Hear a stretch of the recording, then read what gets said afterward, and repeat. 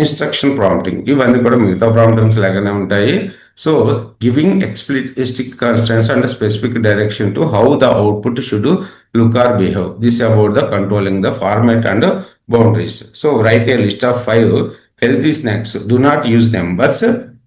ఇక్కడ అడుగుతున్నాం, ఇన్స్ట్రక్షన్ లో చెప్తున్నాం మనం, do not use numbers, use bullet points, keep each item under 5 words.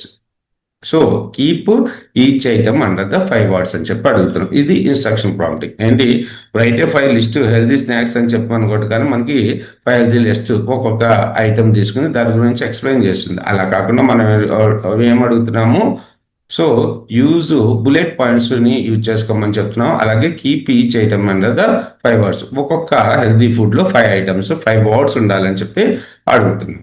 Okay, so new chart తీసుకుంటున్నాను. ఇది అడగలేదు నేను. సో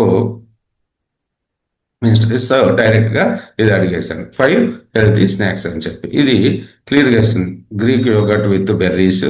సో ఇలా ఇచ్చింది. మళ్ళీ నేను బుల్లెట్ పాయింట్స్ లో అడుగుతున్నాను. Okay, so use bullet points. So avoid using numbers, keep item shorts. Okay, నేను పర్ఫెక్ట్గా మొత్తం ప్రాంప్ట్ అంతా ఒక్కొక్కటి నన్ను వెరైటీగా అడిగాను కాబట్టి అది కన్ఫ్యూజ్ అయిపోయింది. రైట్,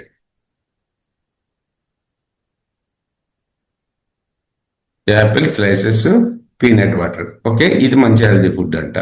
సో ఎన్ని ఉన్నాయి, 5 words కన్నా తక్కువ ఉన్నాయి కదా, 1 2 3 4. Hard boiled eggs, okay, Greek yogurt and berries, popcorn with nuts, veggies and hummus. Okay, so ఈ విధంగా మనం ఇన్స్ట్రక్షన్ ప్రాంప్టింగ్ యూజ్ చేసుకుంటాం. ఇంకా చూడండి,